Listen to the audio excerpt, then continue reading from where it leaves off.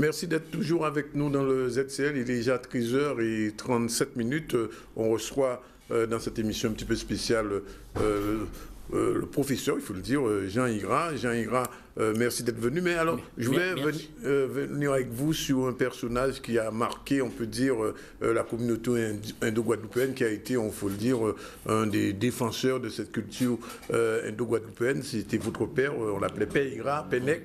Je viens de savoir, et vous me l'apprenez, que finalement sa mémoire n'est pas tout à fait perdue. Non, la mémoire n'est jamais perdue. Tant qu'il y a des hommes, en indien on dit quand on parle de saint, c'est qu'on fait revivre ce saint. Un homme, quand on parle de sa mémoire, ça veut dire l'homme revit. Oui.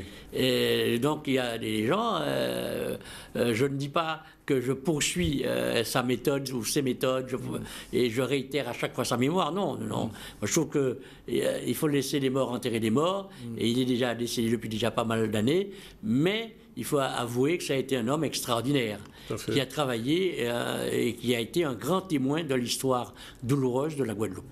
Témoin et acteur aussi. Et acteur par la suite. Il a été témoin et acteur par la suite. Oui. Il a fait énormément de choses. Et il ne faut pas oublier que c'est à son origine, lui, il a refondu, il a fait la refonte, c'est-à-dire une redécouverte des nadrons, des danses indiennes. Il a tout refait uniquement avec la mémoire.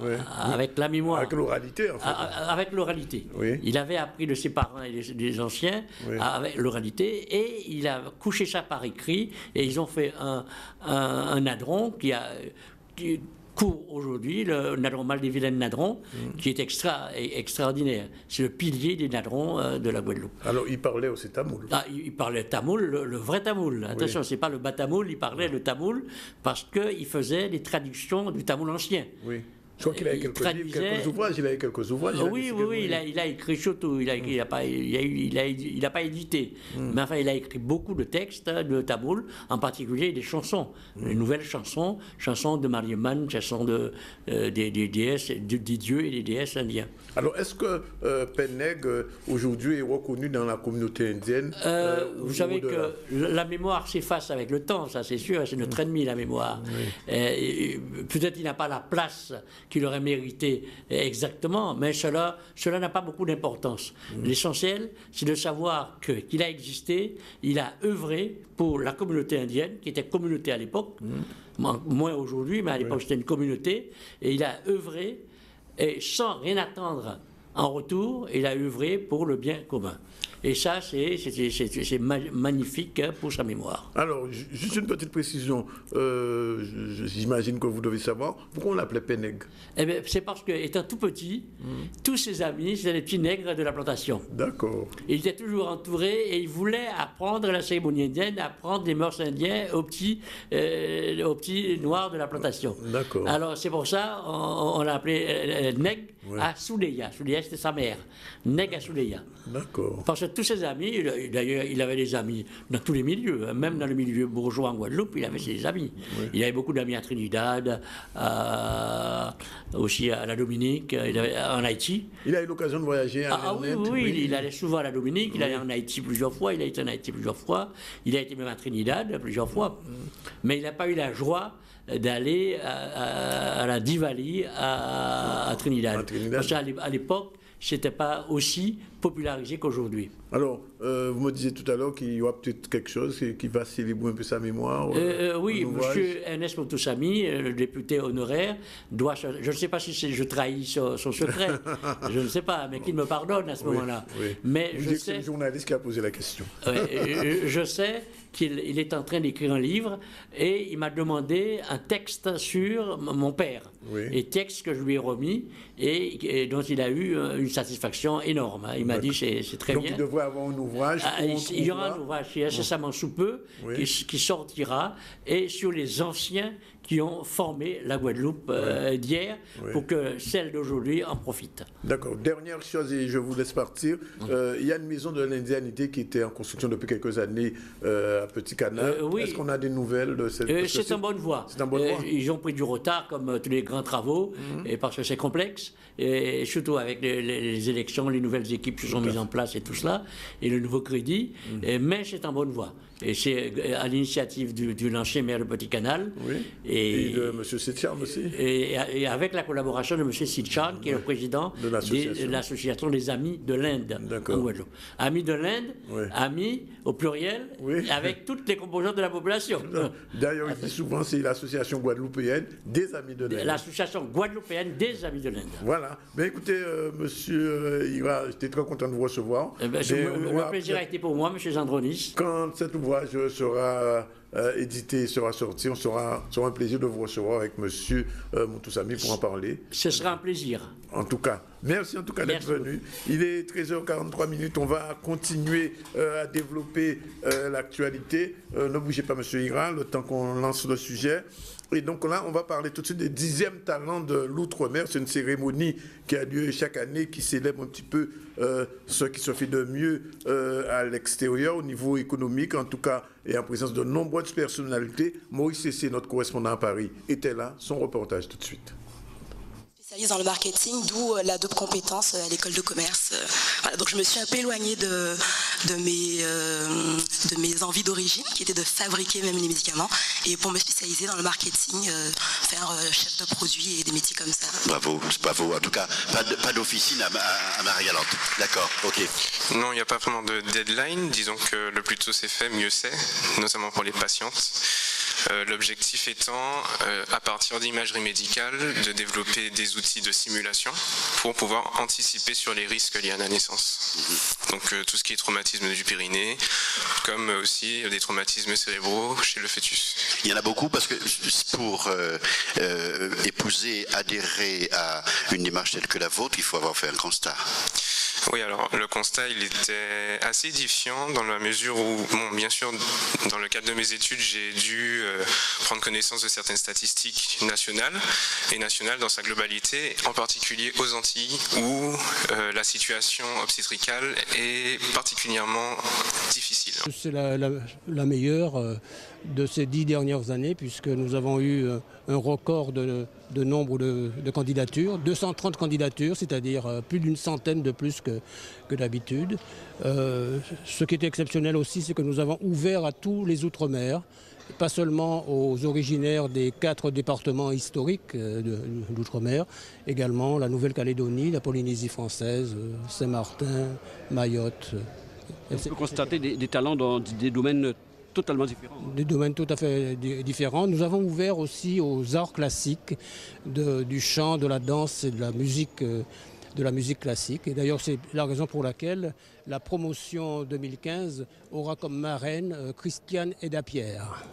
Donc, quelque chose qui se représente bien. Et puis, c'est une manifestation quand même lourde en termes d'organisation. Ah oui, très lourde, parce qu'il faut gérer. Aujourd'hui, nous aurons salle comble, plus de 260 personnes. C'est quasiment la capacité de l'amphithéâtre. Donc, il faut gérer matériellement tout ce flux. Merci à vous, Jean-Claude Safar. Merci beaucoup. Juste une minute, je souhaite simplement de bonnes fêtes d'année à tout le monde. Oui, je souhaite une très bonne année à tout le monde, qu'elle soit heureuse, pacifique, sans problème, joyeuse en tout cas. Voilà, on continue donc ce journal en vous précisant qu'il y a eu, et là c'est une petite brève, un tremblement de terre de force sec qui s'est fait sentir particulièrement sur l'île de Trinidad et Tobago. Et bien sûr, c'était hier dans la matinée aux environs de 10h30. La secousse a également touché Grenade et Saint-Vincent, mais n'a fait aucun dégât matériel, en tout cas pas de blessés ni de destruction à recenser. C'était le tout premier tremblement de terre de 2016 pour la Caraïbe. Sinon, on va parler sport et on va terminer là-dessus avec Nicolas. On s'est dit qu'il y a une nouvelle à venir du tennis français. Ce jeune Guadeloupéen a déjà un très beau palmarès à son actif. Il a 20 ans, c'est à 13 ans qu'il a commencé, donc tout jeune en France. Il a commencé son parcours tennistique. Et tout à l'heure, j'ai dit qu'il était 700e, non, en rectification. Il est 1759e ATP sur 2200. Nous sommes allés à sa rencontre et c'est Pascal Abattant, notre spécialiste sport, qui a rencontré Nicolas Ansedi. Reportage tout de suite. Je suis parti à 13 ans pour avoir un projet de haut niveau en sport-études. Donc c'est pour cela que j'ai quitté ma famille très tôt, pour pouvoir intégrer une structure privée, pour pouvoir faire un peu plus de tennis et envisager du haut niveau. Déjà ici, il a gagné pas mal de tournois. Ensuite, en métropole, il a été vice-champion de la Ligue du Val-de-Marne. Et bien entendu, toujours dans son projet de tennistique, il a souhaité aller plus loin. Donc nous avons, sa mère et moi, convenu de l'accompagner le plus loin possible, puisque vous savez, le tennis c'est un sport très éphémère, il y a des blessures, il y a plein de choses qui peuvent arriver. Donc nous, on s'est inscrit dans son projet afin de l'accompagner le plus loin possible. Et il vient de temps en temps en Guadeloupe, notamment pour les fêtes de fin d'année, d'une part pour se ressourcer, pour rester un moment avec sa famille, participer aux fêtes. Et ensuite, bien entendu, pour s'entraîner, parce que durant son séjour, il a un programme d'entraînement que lui a donné son coach, qu'il suit à la lettre, aussi bien sur le plan diététique, le plan physique, le plan tennistique. Alors je m'entraîne, Nogent c'est mon club de tennis, mais je m'entraîne dans une structure privée avec mon coach dans un autre club. Et je m'entraîne tous les jours, 6 heures par jour. Alors, la bonne nouvelle du jour, c'est que il repart le 7. Il partira ensuite sur un challenger en Tunisie, je crois bien. Du fait de son classement ATP, aujourd'hui il est 1759, il a pu donc rentrer sans demander de wildcard, et donc ça lui permettra plus facilement d'entrer dans le tableau des qualifications sur le tournoi futur en Tunisie. Et la bonne nouvelle viendra, j'espère, en tous les cas je le souhaite de tout cœur, à la suite de cette tournée en Tunisie où il va rester 2 semaines. Ici c'est vrai qu'il y a un manque pas de moyens, mais c'est vrai qu'il n'y a pas beaucoup de tournois. Après, il n'y a pas beaucoup de joueurs, donc c'est vrai qu'il faut se confronter à différents joueurs, différents jeux en France. L'autre versant, c'est se faire connaître également, c'est essayer de toucher des partenaires, que ce soit des collectivités, que ce soit des entreprises ou même des particuliers qui croient en lui, qui veut bien aider ce jeune Guadeloupéen à poursuivre son projet, à réaliser son projet, à aller le plus loin possible dans son projet. Donc c'est un peu pour cela que nous faisons appel un peu aux partenaires. On a créé une association qui s'appelle le Tennis Cap Haut Niveau. Donc cette association a pour but de récolter des fonds de collectivités, entreprises ou particuliers. Et donc ces aides iront directement sur le compte de l'association. Donc on peut nous contacter au 06 90 55 40 38 ou par mail par roger.ancedi@hotmail.fr. En tout cas, il n'y a plus seulement Gaël, mon fils, il y a un jeune encore qui se présente là, Nicolas Ancedi, je le rappelle, il est 1759e sur 2200, c'est qu'un bon classement pour un jeune.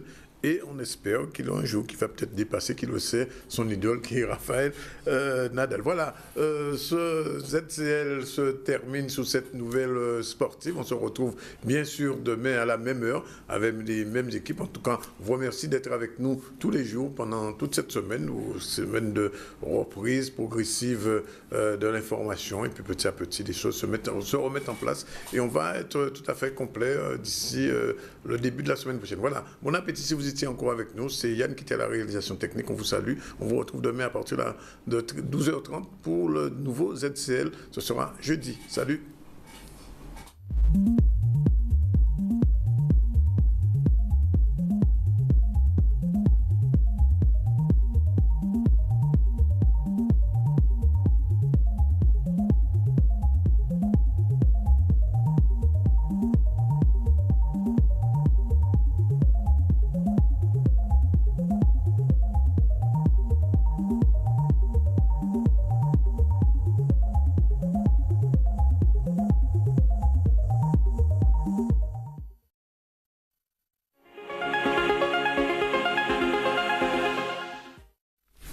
Voilà, 13h12 dans le ZCL. On a reçu tout à l'heure Louis Colomb, le président de l'Office guadeloupéen du Carnaval. On en a parlé. On va recevoir tout à l'heure M. Jean Ira qui est déjà avec nous. Mais là, on va d'abord développer les titres de l'actualité. L'actualité aujourd'hui, c'est donc cette fédération de foot qui lance son programme éducatif. La Fédération française de foot lance un nouveau programme pour mieux accompagner les joueurs. Vous connaissez déjà les fameux cartons rouges et aussi le carton jaune. Dans ce nouveau programme, la 3F a mis en place le carton vert. Mais oui, il y a un carton vert désormais. Le carton vert qui aura pour but de valoriser les bonnes attitudes de nos joueurs. Nous découvrons plus de détails dans le programme avec le reportage de Maxime Morel et Richard Etienne. souvent soutenir la Ligue de Guadeloupe, mais pas forcément sur cette dimension éducative. Donc l'idée, c'est véritablement de faire en sorte que tout le monde soit traité de la même manière. Parce que la Ligue de Guadeloupe, et on le voit bien ce soir encore, on a plus d'une 60aine de personnes qui sont concernées, qu'ils soient présidents, arbitres, éducateurs, parents de joueurs, enfin bref, qui ont une licence dans leur club, qui ont vraiment envie de faire avancer les choses pour que les jeunes puissent jouer au foot, prendre plaisir dans leur passion, tout en ayant un comportement positif et en respectant les acteurs qui sont au bord du terrain et sur le terrain. Les outils principaux du programme éducatif fédéral sont au nombre de 5. Vous avez l'outil majeur qui est le classeur composé de fiches pédagogiques sur 6 thématiques. Donc ces 6 thématiques sont réparties en règles de jeu et en règles de vie. Voilà, cet outil-là est destiné aux éducateurs, c'est l'outil principal. En numéro 2, vous avez le carton vert. En clin d'œil au carton rouge et au carton jaune qui visent à sanctionner les comportements sur le terrain, le carton vert, l'idée c'est de valoriser les bonnes attitudes qu'on retrouve sur les terrains. Voilà, alors les observateurs qui délivrent ces cartons verts sont généralement l'entourage, donc que ce soit les parents ou les dirigeants, et l'idée c'est de promouvoir les bonnes attitudes par cet outil-là. On a également un outil très facile à mettre en place qui se dénomme les incollables du foot, composé de questions-réponses directement en lien avec les 6 thématiques du dispositif, et ça permet de faire des ateliers techniques et éducatifs sur le terrain en couplant les deux. Le dernier outil, parce qu'on est dans l'ère du numérique, il était important d'être en phase avec notre temps, c'est une plateforme de e-learning pour les éducateurs et les dirigeants où on retrouve en fait des questions-réponses et des vidéos d'illustration. La particularité de cette plateforme, c'est qu'on est dans la pédagogie inversée. C'est-à-dire qu'on suit un processus de questions. Si on a la bonne réponse, on poursuit. Dès lors qu'on a faux, une vidéo vient nous expliquer pourquoi on a faux et quelle est la solution. En effet, la fédération, outre le fait qu'elle lance le programme éducatif, a souhaité mettre en place aussi des actions de terrain concrètes qui vont intéresser et concerner les jeunes Guadeloupéens. La première concerne le Festival Foot U13, qui est une nouvelle compétition pour nos jeunes U13, qui est une forme de triathlon. C'est une épreuve sportive où 3 épreuves différentes vont être proposées. La deuxième action de la Fédération française de foot est le label jeune FFF, qui est une opération qui fait évoluer le label des écoles de foot. Label des écoles de foot dont une dizaine de clubs sont aujourd'hui labellisés en Guadeloupe. Donc l'idée de ce label-là, c'est véritablement d'instituer une politique de formation chez nos jeunes joueurs, dès U6 jusqu'au U19. Donc cette démarche-là va être mise en œuvre à partir de la saison prochaine sur l'île. Et le lien que l'on peut faire avec le programme éducatif, c'est qu'en termes d'évaluation, un quart des notes qui sont attribuées sur ce label-là concernent directement le programme éducatif fédéral. Donc ça veut dire qu'un club guadeloupéen qui veut être reconnu par la Fédération française de foot devra nécessairement s'engager dans le programme éducatif et mettre en place des actions. En tout cas, une très bonne idée que ce carton vert qui permettra non pas de sanctionner, mais justement de récompenser les bonnes attitudes sur les terrains de foot. On devrait très prochainement voir un peu quels seront les premiers joueurs à bénéficier de ce carton vert, d'autant plus que souvent dans des matchs, même au niveau professionnel, c'est le rouge le plus souvent qui tombe. Alors, on va suivre de près cette affaire. Sinon, on va parler argent, et c'est les tarifs bancaires. Vous savez que les tarifs bancaires dans nos régions sont plus élevés que ceux de la France hexagonale. Alors, comme prévu par la loi, par le projet de loi sur la régulation économique, les tarifs bancaires devraient normalement être alignés sur ceux de la France. C'est en tout cas un projet. Ce projet de loi a pour but de combattre la vie chère dans nos régions. Seul bémol, c'est que les tarifs bancaires, je vous l'ai dit, dans nos régions sont bien plus bas que ceux de l'Hexagone. C'est ce que dit le reportage de Yanis Pequeño. Les missions de Banque centrale en Guadeloupe, mais aussi en Martinique, en Guyane, à Saint-Pierre-et-Miquelon, à La Réunion et à Mayotte. Dans le cadre de ces missions, il lui a été confié l'établissement d'un observatoire des tarifs bancaires, donc observatoire que nous publions depuis 2009. À travers cet observatoire, on observe surtout un extrait standard de 10 tarifs que les banques publient au niveau de leur brochure tarifaire. Ce qu'on peut dire sur ces 10 tarifs de l'extrait standard, c'est que depuis 2009, 7 tarifs sur 10 sont en baisse en Guadeloupe et que 7 sur 10 sont aujourd'hui inférieurs ou égaux à ceux observés en métropole. À travers l'Observatoire des tarifs bancaires, on observe aujourd'hui depuis 2009 que les frais de tenue de compte ont baissé de 37% sur l'ensemble de la place guadeloupéenne. Si on en vient maintenant plus précisément à la question des frais de tenue de compte qui font un peu l'actualité en métropole en ce moment, en 2014, donc, le comité consultatif du secteur financier a émis un rapport dans lequel il observait justement cette convergence des tarifs outre-mer avec la métropole, mais qui avait encore un point d'amélioration concernant les frais de tenue de compte. Et dans ce cadre-là, en Guadeloupe, mais aussi sur les autres géographies, des protocoles d'engagement ont été pris par les banques pour viser une convergence des tarifs bancaires à horizon de 3 ans, donc d'ici 2017, avec une obligation de suivi annuel avec l'État.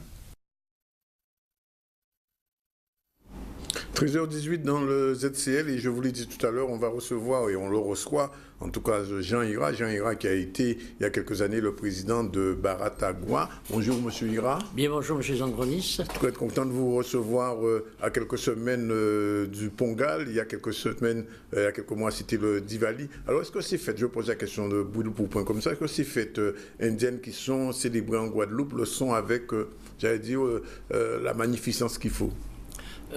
Pas tout à fait. Seulement, il faut remarquer que pour fêter ces Pongal, ces Diwali, la nouvelle génération s'y attelle. Parce que, en fait, ce n'est pas nos traditions primordiales. Oui. Ce n'est pas la tradition de 1854. Mais au fur et à mesure, les gens, les Antillais d'origine indienne, les Guadeloupéens d'origine indienne voyagent et apportent de nouvelles tendances. Oui. En particulier la Diwali qui est originaire de la Trinidad et que nous faisons en Guadeloupe. Enfin, j'y participe, mais moi je ne suis pas un acteur immédiat de la Diwali. Mais on essaye de mettre sur pied une Diwali conforme. Oui. Avec beaucoup d'erreurs, certes. Mais enfin, c'est avec les erreurs que l'homme avance. Oui, on fait des erreurs. Il en est de même pour le Pongal? Le Pongal, ça c'est récent. Hein. C'est depuis 4 ans, je crois, si ma mémoire est bonne. C'est M. Négrite, qui est président de la GPLI, qui a lancé ce concept, qui a tendance à se développer outre mesure. Qui a lieu cette année, qui aura lieu à Port-Louis, à Belin, sur le site de Belin. Ce sera le week-end prochain. Oui. Alors, moi, j'ai envie de vous poser la question, savoir, est-ce qu'aujourd'hui, il y a un conflit de génération entre les Indo-Guadeloupéens un peu plus âgés et ceux un peu plus jeunes aujourd'hui? Quand je vous pose la question, je pense par exemple aux danses traditionnelles qui sont pratiquées par les gens de votre génération et même avant. Et puis, depuis quelques années, vous savez très bien que c'est du Bollywood qu'on fait un peu partout. Alors, comment vous, en tant que, on va dire, ancien, vous voyez un petit peu cette évolution? C'est-à-dire qu'il ne faut pas voir ça négativement, parce que la pensée indienne est une pensée complexe, et qui fait appel aussi, à contrario, aux différents styles, et en particulier, même les styles contradictoires. Bollywood est arrivé comme un cheveu sous la soupe, par la danse, par les DVD et compagnie, etc. le cinéma. Et c'est une danse qui plaît, parce qu'elle est très amusante. Donc c'est tout à fait naturel dans l'esprit indien qu'il y ait ce développement de Bollywood. Mais à mon avis, il ne faut pas quand même qu'il dise que ça. Hein. Il ne faut pas occulter la partie traditionnelle, la partie ancestrale, que certains groupes font systématiquement. Oui, il y a quelques semaines, c'était à Petit Canal, je crois qu'on célébrait l'arrivée des premiers Indiens. Et traditionnellement, il y a ces danses indiennes. Alors, comment perpétuer la tradition, alors, justement? Ça, il y a des écoles pour cela. Il y a Annick Ragoubert qui s'en occupe très bien. Il y a d'autres écoles et ils font. Mais seulement, c'est non pas à titre, même pas sur les professionnels, c'est des amateurs. Hein, c'est des gens, des jeunes filles qui dansent comme ça, qui apprennent sur le tas, sans passer par des écoles orthodoxes bien précises. Mais enfin, disons que c'est une très bonne chose, parce que toutes ces choses-là sont basées sur l'oralité. Sur l'oralité et avec des gestes qu'on a appris depuis des générations. Mais il faut dire, c'est une bonne chose de concilier la danse moderne de Bollywood avec la danse ancienne. À mon avis, il faut les deux pour satisfaire les différentes couches de la population. Il ne faut pas qu'on occulte ce qui est passé au détriment de ce qui est moderne. Non, mais il ne faut pas occulter. Hein. Il faut le mariage intelligent des deux modes de danse. Parce qu'en Inde, dans la danse, il y a de multiples danses. Hein. Le Nord, la danse du Nord, du Punjab, la danse du Sud, etc. L'Inde, c'est un ensemble de cultures. Ce n'est pas une culture indienne, c'est des cultures indiennes. C'est pour ça que les Britanniques avaient dit les Indes, et non pas l'Inde. Après l'unité indienne, après l'indépendance, on dit l'Union indienne, mais il n'y a pas qu'une danse indienne. Donc, comme il y a en Guadeloupe, il n'y a qu'un petit pan, une petite partie de la culture indienne. Justement, j'allais y venir avec vous, parce que vous parliez tout à l'heure de M. Negrid, qui développe avec le CJPLI l'étude du tamoul et de l'hindi, plutôt de l'hindi que de tamoul. Est-ce que c'est contradictoire ça? Non, ce n'est pas contradictoire. C'est la pensée indienne est une pensée contradictoire qui lie les deux oppositions. Donc, il est vrai que c'est plus facile d'enseigner le hindi. D'abord, c'est une langue qui est beaucoup plus facile que le tamoul. Parce que le tamoul, il est très compliqué, c'est une des langues les plus complexes qui existent dans la nature humaine. Et quand on parle de tamoul, c'est un tamoul qu'on appelle le bas tamoul. C'est pas le tamoul théorique, c'est pas le tamoul des textes sacrés. Parce que c'est encore autre chose, c'est encore beaucoup plus difficile. Et il est plus facile de trouver des professeurs de hindi que de professeurs de tamoul. C'est pour ça, en particulier, les professeurs via Trinidad. C'est pour ça on a tendance à développer le hindi. En réalité, c'est pas le hindi propre, hein. C'est ce qu'on appelle le Bhojpuri. C'est une tendance, pas une déviation, ni un créole non plus. C'est ça. Oui, c'est le hindi populaire. C'est le hindi populaire. Le Bhojpuri. Le Bhojpuri, que ça s'appelle. Alors, on va parler de choses un petit peu plus importantes. C'est le Gopio, parce que c'est une création assez récente, en tout cas dans nos régions. Le Gopio, c'est cet organisme qui rassemble un petit peu la diaspora, les diasporas indiennes au niveau international. Et qui a pris naissance un petit peu en Guadeloupe. Alors, est-ce que ça se développe vraiment, le Gopio ici? Oui, on poursuit notre chemin, sans pour cela faire des publicités à outrance, parce que maintenant, c'est très difficile de faire des organisations. Pourquoi? Parce que ça coûte très cher et il faut déplacer les gens et les billets d'avion coûtent très cher.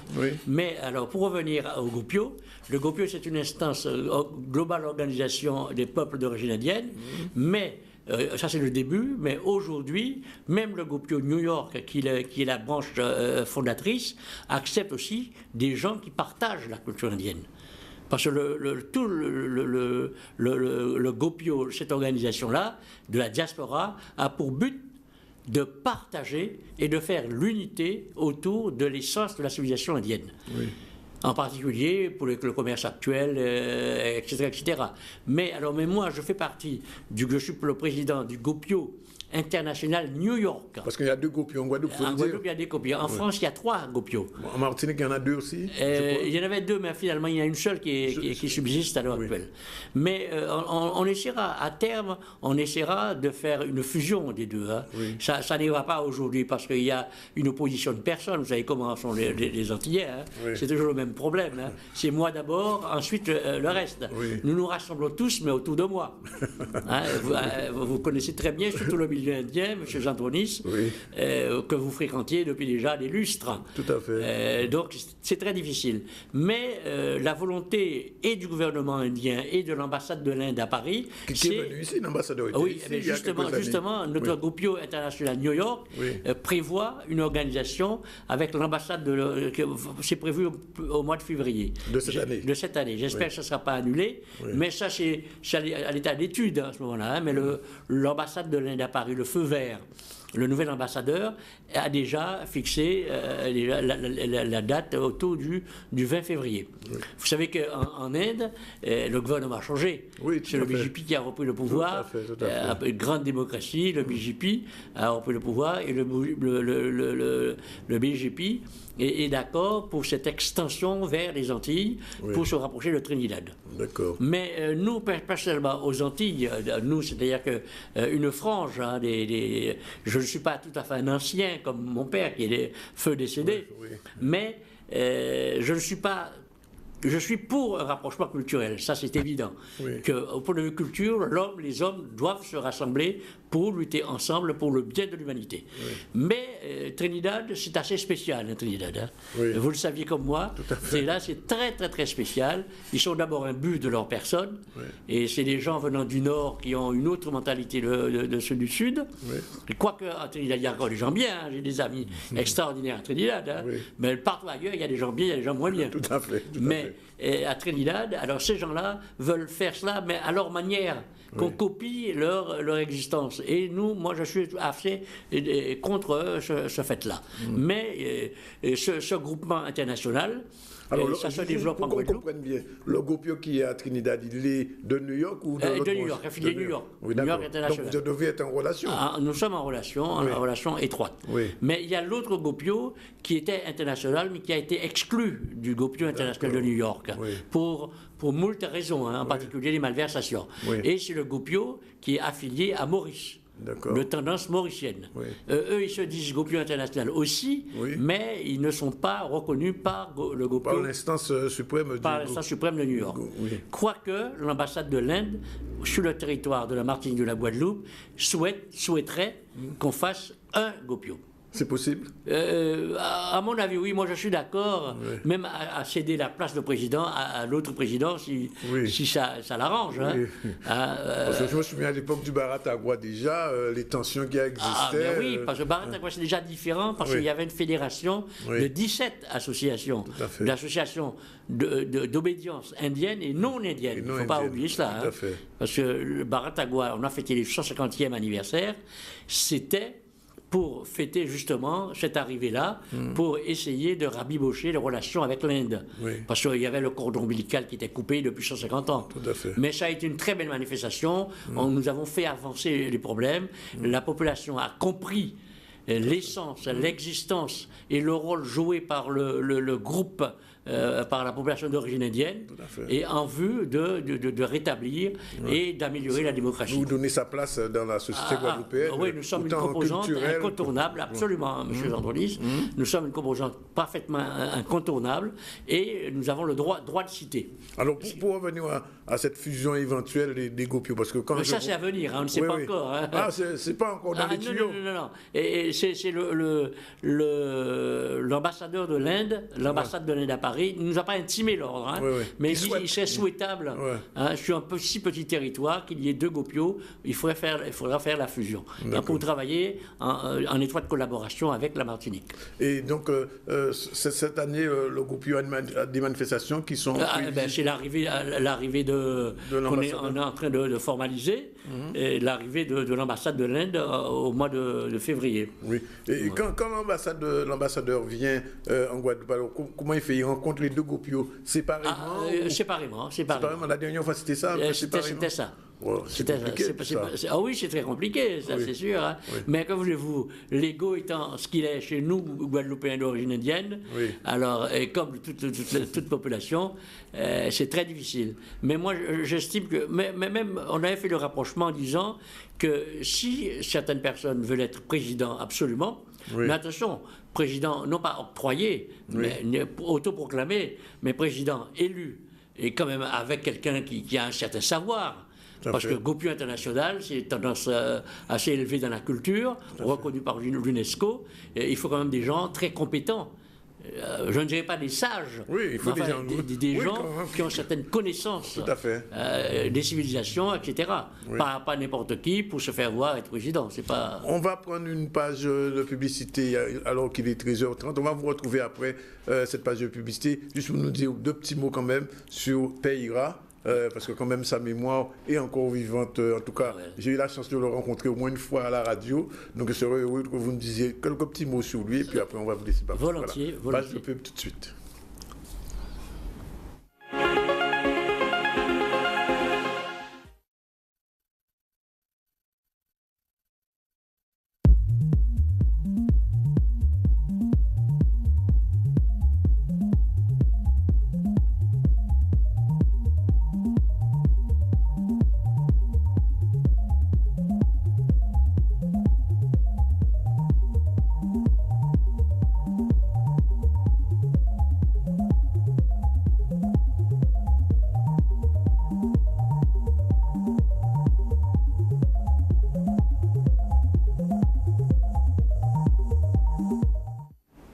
Voilà, monsieur, bonjour, bon appétit si vous êtes à table. Ensemble, eh bien, nous allons passer au moins 1h30 à parler de l'actualité, mais pas que, puisqu'on parlera aussi de carnaval avec monsieur Louis Coulon qui est déjà avec nous. Plus tard, nous parlerons aussi de culture avec la chronique hebdomadaire de la culture selon Martine, et nous devrons recevoir aussi plus tard monsieur Ira, parler un petit peu de cette fête indienne qui aura lieu dans quelques jours. Sinon, l'actualité, eh c'est la Fédération de foot qui lance un programme éducatif. Nous aurons l'occasion tout à l'heure de voir un peu en quoi consiste ce programme. Les tarifs bancaires, et ça c'est autre chose, il en parle d'argent. Les tarifs bancaires dans les dom-toms visés par le gouverneur, c'est la question qui se pose. Comme prévu par la loi sur la régulation économique, les tarifs bancaires dans les dom-toms seront désormais alignés sur ceux de la France hexagonale. C'est une information. Enfin, nous parlerons aussi de tennis, puisque, vous savez, après la polémique autour de la Coupe Davis, eh bien, effectivement, le tennis guadeloupéen ne se porte pas si mal que ça, puisque Nicolas Antsedi, c'est un nouvel espoir du tennis français. Il est en 700e position sur l'ATP, mais il se prépare et on a l'impression à 20 ans déjà, il a déjà fait un très bon parcours. Et puis, nous ferons un tour en France pour parler de 10e édition des talents d'outre-mer. Voilà un peu le sommaire de ce journal, mais pour l'instant, on va parler carnaval. Je profite pour vous dire que le programme du mouvement culturel Voukoum est sorti, il est désormais disponible. Après 40 ans d'Est, nous Paris, c'est la question que pose Voukoum, que nous aurons l'occasion de recevoir ici. Mais aujourd'hui, nous allons parler avec l'Office général du carnaval guadeloupéen, M. Louis Coulon, qui est le président. Bonjour. Bonjour. Alors, comment se situe ce petit carnaval guadeloupéen de cette année? Parce qu'on a l'impression qu'il est un peu rétréci. Eh ben, il est rétréci assez régulièrement, c'est un problème de calendrier. Donc, absolument.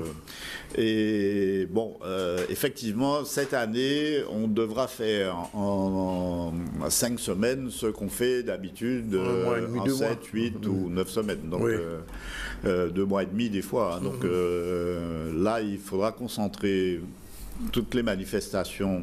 Alors, il y a des manifestations qui n'auront pas forcément lieu cette année. Oui. Il n'a pas eu coupé un peu Oui, et puis certains opérateurs qui ont fait de grosses manifestations l'année dernière, ont décalé le renouvellement des manifestations sur l'année d'après. Donc il y a des choses comme ça qui ont dû bouger. Et sinon, beaucoup de manifestations se sont reportées sur d'autres jours. C'est-à-dire sur le samedi et des fois sur le vendredi soir, enfin pour des manifestations nocturnes.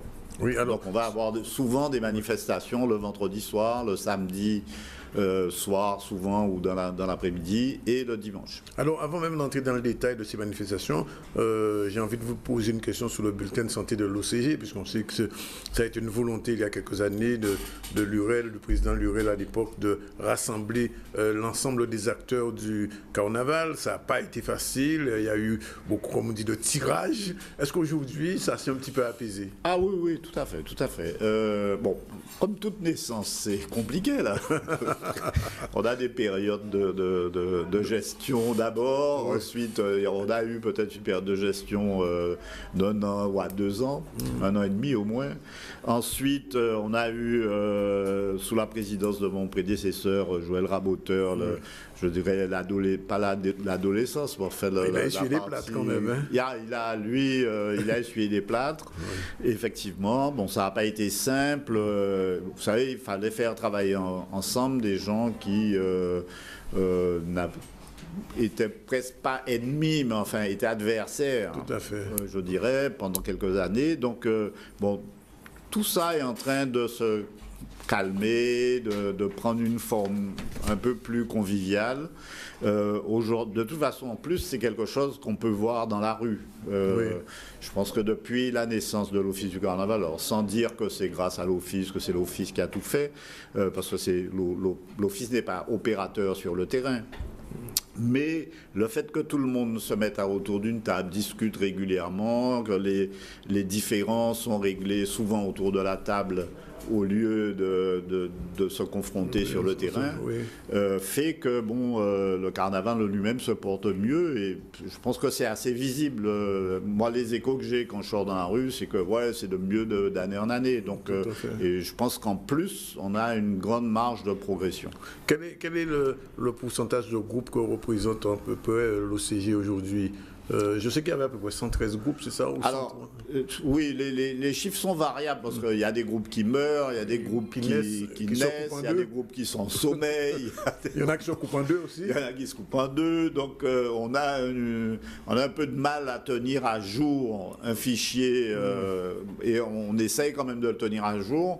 Je pense qu'aujourd'hui, on a alors après, il y a plusieurs chiffres, mais on a à peu près entre 110 et 120 groupes de carnaval, plus ou moins actifs sur l'ensemble du territoire. Alors évidemment, ça part des groupes avec 20, 25 ou 50 personnes à des groupes qui ont 1500 ou 2000. Tout à fait. Et ça fait, l'OCG gère quel pourcentage de ces 120 à peu près? L'OCG gère l'ensemble sous, comment dirais-je, par l'intermédiaire de toutes les structures. Oui, parce qu'il y a une architecture un peu particulière. Voilà. Alors l'architecture est un peu héritée de l'histoire. Donc il y a eu plusieurs fédérations, groupements. D'abord les comités au niveau communal. Il y a de plus en plus de communes qui créent leur propre comité de carnaval. Mais qui adhèrent automatiquement à l'OCG? Alors on essaie de... Aujourd'hui, il n'était pas prévu que les comités adhèrent à l'OCG, mais moi j'ai souhaité, nous on a une démarche assez positive là-dessus pour que dorénavant les comités adhèrent. Alors il y a déjà certains comités qui adhèrent directement à l'OCG, mais en général les comités ils travaillent avec des fédérations ou avec des groupements. Et ces groupements sont membres de l'OCG. Donc on a une sorte de truc pyramidal avec des branches un peu compliquées. Mais bon, ça va. Globalement, tout le monde est là. Et là, cette année, on a un peu modifié. Par exemple, on vient de renouveler notre conseil d'administration. On a fait rentrer de manière officielle 2 comités de communes qui sont maintenant membres du conseil d'administration. Pas en tant que comité, mais en tant que personne. Mais voilà. Le gros groupement de Pointe-à-Pitre, il est où en ce moment? Le groupement de Pointe-à-Pitre, le GCCRP, le GCCRP, c'est un des groupements fondateurs de l'Office du Carnaval, donc il est là. Et le GCCRP travaille d'abord pour toutes les grosses manifestations de Pointe-à-Pitre et ensuite il bosse en coopération avec les autres manifestations qui se font autour de la région et même le grand défilé de Basse-Terre du Mardi Gras, mais il travaille beaucoup avec le Gosier, les Abîmes et Bémao, enfin tout ce qui est un peu la communauté Cap Excellence. Alors l'autre particularité de notre carnaval, c'est qu'on a toujours 2 carnavals, on dit 2 carnavaux, c'est-à-dire on a le carnaval Massapo et puis le carnaval on me dit toujours Paillette. Est-ce que cette différenciation est aussi nette aujourd'hui? À mon avis, non. J'étais chez un de vos confrères il y a quelques jours, c'était dimanche soir, et il y avait un sujet qui était présenté sur le carnaval des Mascapos. Et comme par hasard, les images qu'ils montraient, c'était des carnavals. Le carnaval des Mascapos a démarré à Pointe-à-Pitre, mais c'était Guimbaud et je ne sais plus quel autre groupe qu'on voyait sur les images. Donc, on voudrait séparer les choses. Certains, même y compris dans les partis intéressés, ont voulu à certains moments séparer les choses. Je pense que ce sont des expressions différentes qui font partie d'un même tout. Et bon, aujourd'hui, c'est largement admis. C'est pas toujours facile parce que les problèmes qui se posent sont plus des problèmes d'ordre technique. C'est-à-dire les Mascapos, quand ils défilent globalement plus rapidement que les groupes à très tardivement aussi. Alors, l'histoire de très tardivement, c'est un phénomène un peu qui s'est aggravé récemment, relativement récemment, mais bon, j'espère qu'on reviendra là-dessus parce que c'est pas très gérable, y compris pour les groupes. C'est des problèmes. Non plus. Pardon ? Ni pour les spectateurs. Ni pour les spectateurs, ni pour les organisateurs. C'est simple pour personne, y compris même pour les intéressés, parce que les présidents ou les responsables de ces groupes-là doivent bien comprendre quelque chose, c'est qu'ils sont responsables juridiquement de ce qui se passe dans le groupe. Bien sûr. Donc, en passant sur des itinéraires non autorisés, ou prenant la circulation à contresens, enfin en faisant des choses comme ça, ils mettent en cause leur responsabilité tant qu'il n'y a pas d'accident. Oui, tout baigne. Oui. Mais le jour où il y a un incident grave ou un accident grave, quelqu'un rentre sous une moto, sous un véhicule, le président organisateur est pénalement responsable. Donc le jour où ils en sont conscients maintenant. Je crois pas qu'ils en sont toujours conscients, parce qu'on est dans un phénomène un peu libertaire, on fait ce qu'on veut, on fait, etc.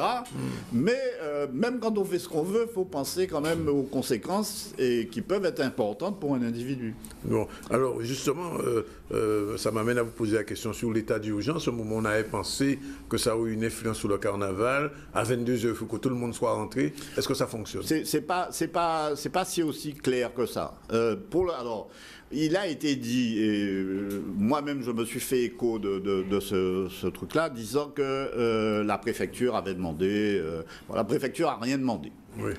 Donc ça, il faut le dire clairement. Par contre, tous les opérateurs pensent que l'histoire du carnaval qui se termine à minuit, minuit et demi, on s'est rendu compte quand même que les principaux incidents qui ont lieu, il y en a eu un la semaine dernière, qui sont des incidents en marge du carnaval, bien entendu. C'est pas moi qui vais dire que c'est le carnaval qui pose ces incidents-là. Mais quand ça se passe en marge du carnaval, ces incidents ont en général lieu après 22 heures. Ouais. Et donc, on a pensé que ce serait une heure raisonnable pour que tout le monde prenne un peu la décision d'arrêter les festivités autour de 22 heures. Et donc, bon, alors après, je ne sais pas s'il y aura des discussions, toutes les discussions de sécurité, tout ça n'ont pas encore eu lieu. Donc, il y a juste des approches qui ont été faites. Je pense qu'on peut, nous, en tant que responsables de groupes ou de manifestations, en tous les cas, se diriger vers quelque chose qui ressemble à ça, vers un peu fermer un peu le rideau, baisser le rideau un peu vers 22h, ce serait bien. Alors, mais ça impliquera qu'on commence un peu plus tôt. Oui, c'est ça, j'allais dire, il faudrait commencer beaucoup plus tôt. Alors, je reviens avec vous avec Louis Coulon, puisque vous êtes quand même quelqu'un qui connaît le carnaval depuis X années, plus de 30 ans de carnaval même, au moins. Oui, même plus que 40. Plus que ça, 40 ans. Bon, on va pas t'éviter toute la jambe. Oui, enfin, bon. Alors, est-ce que le phénomène des groupes à peau, est-ce que ça existe autre part dans la Caraïbe? Tel qu'on le vit ici? Non, sous la forme guadeloupéenne, non. Non. Même, je dirais même les masques à caisse claire. Oui.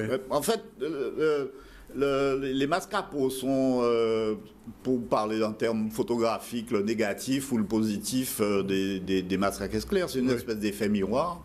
D'abord, il y a eu des masques à caisse claire qui ont repris, qui ont été créés un peu sous le modèle des masses traditionnelles, donc style Saint-Jean. Des petits masses. Non, mais Saint-Jean même. Donc ils ont pris la musique de Saint-Jean, ils jouaient sur des bidons plastiques, après des caisses claires, etc. Donc c'était ce modèle-là qui a été...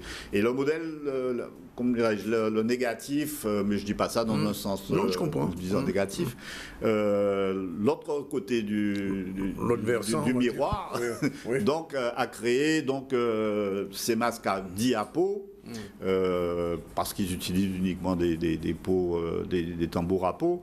Donc voilà, mais ces deux modèles sont les miroirs l'un de l'autre, et je pense que c'est une erreur de les dissocier. Oui. Parce qu'en Martinique, il y a ce qu'on appelle tambour bocanal, c'est-à-dire sur les tambours en plastique, mais ils n'ont pas encore pris le modèle Massapo. Non, ils n'ont pas, mais je pense qu'ils ne pourront pas. Oui. Le modèle Mascapo, c'est vraiment un modèle non seulement guadeloupéen, mais je dirais purement pointois. Oui. Bon, parce que faut combler qu'on t'entende ça. Hein. Oui, non, mais c'est une réalité. C'est une réalité. La preuve, c'est parti d'Akio. C'est parti. Je dirais même pas d'Akio. Donc l'inspiration, c'est Saint-Jean. Oui. Mais le premier groupe qu'on peut considéré comme groupe à peau, c'était Atata Combo. Donc, pour moi, c'est Atata Combo. Quand on parle le vrai papa des masses, c'est Atata Combo. Et donc, qui a créé ce modèle de masque à peau et ensuite qui s'est développé au centre, au cœur, comment dirais-je, d'un lieu qui était le lieu un peu mythique de Font-Logier. C'est là, oui. Mais il faut bien comprendre que moi, j'étais membre de Plastic Boy en 1975-76. Déjà, Plastic Boy, qu'est-ce qu'ils faisaient? Ils allaient au Font-Logier. Oui. Donc, ça n'a pas été inventé. Après, c'était... Font-Logier, c'était le lieu où passaient les masques à Saint-Jean. Et les premiers qui ont voulu ressembler à masques à Saint-Jean, donc qui étaient des tambours en plastique, ont fait l'itinéraire. On passait, à l'époque, notre itinéraire, c'était d'Arboussier, on revenait par Chemin Neuf, ensuite on passait à Font-Logier, on montait des fois à Mont-de-Massabielle. Enfin, on a fait tous ces trucs-là. Donc tout ce que font les groupes APO aujourd'hui ont été faits par des groupes à tambours plastiques à l'époque. Et donc...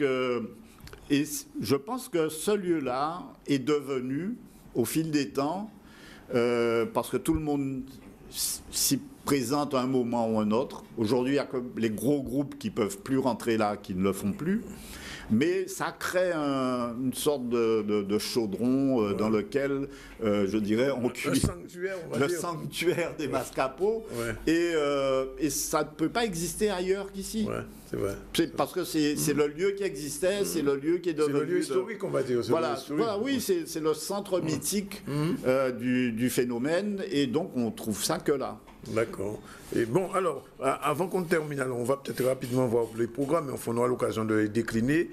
Sur le plan économique, est-ce que ça fonctionne toujours? Parce qu'on avait beaucoup d'espoir en disant que, je l'entends chaque année, le carnaval peut générer ceci. Le carnaval, c'est la manifestation qui rassemble le plus de Guadeloupéens à l'extérieur et qui mobilise au maximum de gens pendant 3 ou 4 jours, mais pendant tous les dimanches. Est-ce qu'économiquement, ça pèse dans la réalité de notre pays? Pour le moment, on ne peut qu'avoir des suppositions. On pense que cette année, on voulait lancer une étude économique, une vraie étude économique sur le sujet. Sur l'impact. D'impact. Oui.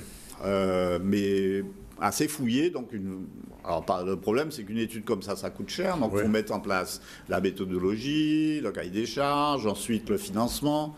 Mais je pense que tant qu'on n'aura pas fait cette réelle étude économique et d'impact sur le carnaval, donc aller chez les gens qui vendent des boissons, aller chez les petits gens qui vendent des jus dans la rue, enfin, etc. Et même l'essence. Voilà, enfin, l'ensemble du système pour mesurer.